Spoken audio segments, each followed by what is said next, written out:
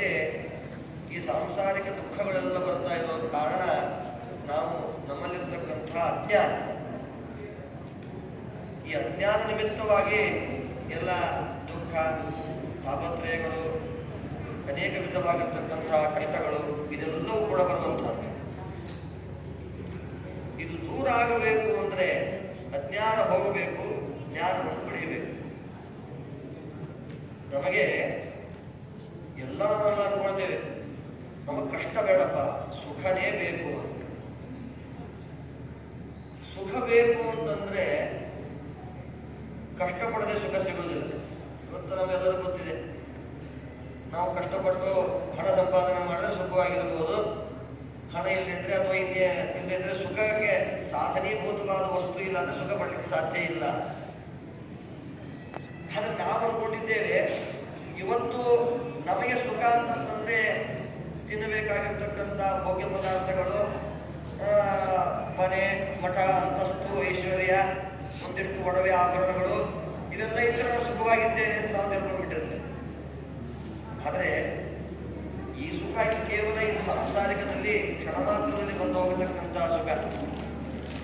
ಆಭರಣ ಒಡವೆಗಳನ್ನು ಹಾಕೊಂಡಾಗ ಎಷ್ಟೊಂದು ಸುಖ ಆಗುವುದು ನಿಮಗೆ.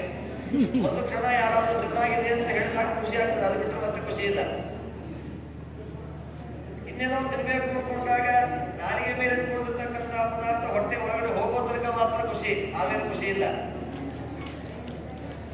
ಇದೆಲ್ಲ ಕ್ಷಣಿಕವಾದ ಸುಖ. ನಾವು ನಿಜವಾದ ಸುಖಾನುಭೂತಿಯನ್ನು ನಾವು ಪಡೆಯಬೇಕು. ಅದು ಒಳ್ಳೆಯ ಸುಖವನ್ನು ನಾವು ನಿರಂತರವಾದ ಸುಖವನ್ನು ಪಡೆಯಬೇಕು ಅಂತಾಗಿದ್ದಲ್ಲಿ ಅದು ಮೋಕ್ಷ ಸುಖ ಮಾತ್ರ ಸಾಧ್ಯ. ಮೋಕ್ಷದಿಂದ ಪಡೆಯತಕ್ಕಂತಹ ಸುಖ ಅದು ಹೆಂಗಿರ್ತದ್ರಿ ಅಂತ ಕೇಳಬೇಡ, ಮೋಕ್ಷಕ್ಕೆ ಹೋದವ್ರು ಕೇಳಬೇಕಷ್ಟೇ. ಅದರಿಂದ ಆ ಮೋಕ್ಷ ಸುಖ, ಮೋಕ್ಷವನ್ನು ಪಡೆಯಬೇಕು, ಶಾಶ್ವತವಾದ ನಿರಂತರವಾದ ಸುಖ ಅಂತ ಹೇಳಿದ್ದಾರೆ. ಅದನ್ನು ಪಡಿಲಿಕ್ಕೆ ನಾವು ಪ್ರಯತ್ನವನ್ನು ನಾವು ಮಾಡ್ತಾ ಇರಬೇಕು. ಆ ಪ್ರಯತ್ನ ಶಾಶ್ವತವಾದ ಮೋಕ್ಷ ರೂಪವಾದ ಸುಖ ಸಿಗಬೇಕು ಅಂದ್ರೆ ನಮ್ಮಲ್ಲಿರ್ತಕ್ಕಂಥ ಅಜ್ಞಾನ ಕೊಳೆ ಹೊರಟು ಹೋಗಬೇಕು. ಆ ಅಜ್ಞಾನ ಹೋಗಬೇಕು ಅಂತಂದ್ರೆ ಪರಮಾತ್ಮನ ಕುರಿತ ತತ್ವಜ್ಞಾನವನ್ನು ನಾವು ಪಡೆಯಬೇಕು. ಆ ತತ್ವಜ್ಞಾನ ಪಡೆಯಬೇಕು ಅಂತಂದ್ರೆ ಗುರುಗಳ ಅನುಗ್ರಹ ಇಲ್ಲದೆ, ಒಬ್ಬ ಗುರುವಿನ ಮಾರ್ಗದರ್ಶನವಿಲ್ಲದೆ ನಾವು ಆ ಜ್ಞಾನವನ್ನು ನಾವು ಪಡೆಯಲಿಕ್ಕೆ ಸಾಧ್ಯವಿಲ್ಲ.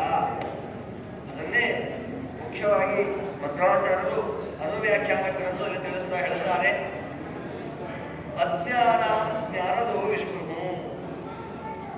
ಈ ನಮ್ಮ ಅಜ್ಞಾನ ಹೋಗಬೇಕು ಅಂದ್ರೆ ಗುರುವಿನ ಮುಖಾಂತರವಾಗಿ ನಮಗೆ ಒಳ್ಳೆಯ ಜ್ಞಾನವನ್ನ ನಾವು ಪಡೆದುಕೊಳ್ಬೇಕು. ಆ ಜ್ಞಾನ ಪಡೆದುಕೊಂಡಾಗ ಮಾತ್ರ ನಮಗೆ ಅಂತಹ